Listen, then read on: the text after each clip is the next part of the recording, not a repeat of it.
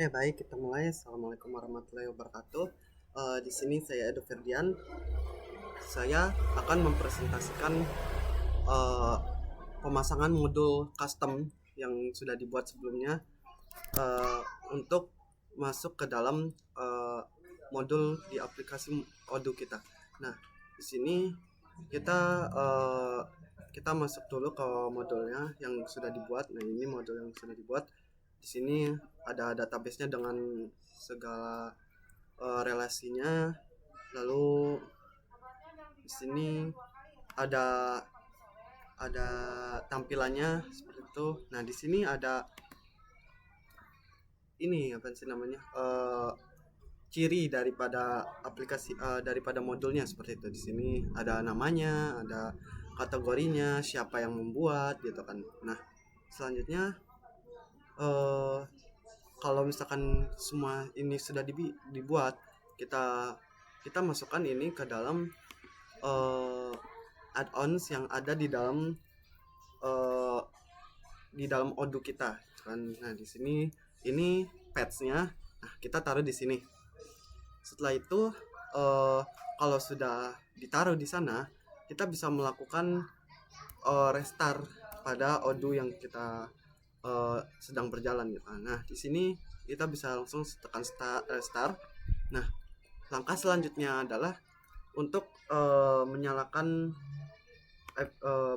menyalakan di sini ada developer mode gitu kan.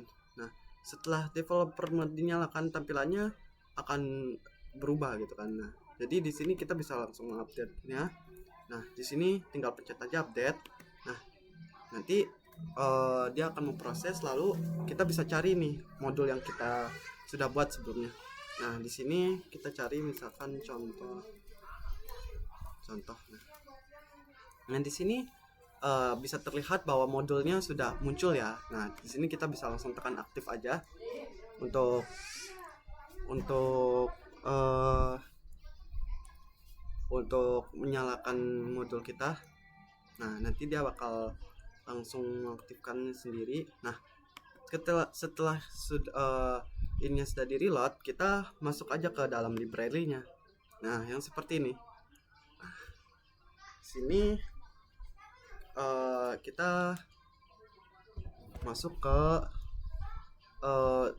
kita akan menguji ya. Di sini ada beberapa batasan yang saya tambahkan, yaitu di bagian ISBN. ISBN ini dia nilainya nggak boleh ISBN ini dia nilainya itu nggak boleh lebih dari 13 atau kurang dari 13. Nah, juga dia eh, nggak boleh huruf, harus angka seperti itu. Nah, misalkan kita yang normal dulu aja ya. Misalkan buku gambar kita. Nah, di sini kita bisa nih kayak ini. Nah, ketika kita nambahkan lagi misalkan untuk buku tulis. Nah, di sini kita udah nambahin misalkan ISBN-nya. Nah, ISBN-nya gak boleh kurang dari eh gak boleh kurang dari 13. Nah, di sini ada peringatannya nih. Nah, gimana kalau lebih dari 13? Coba kita tambahin lagi. Eh Nah, ini udah lebih dari 13 ya. Nah, di sini ada lagi peringatan kalau kita tidak diperbolehkan untuk lebih dari 13. Nah, itu kalau lebih dari 13. Nah, ini kalau pas dari 13 kita. Nah, ini sekarang kita bisa langsung menyimpan tanpa ada validasi error seperti itu. Nah, validasi kedua itu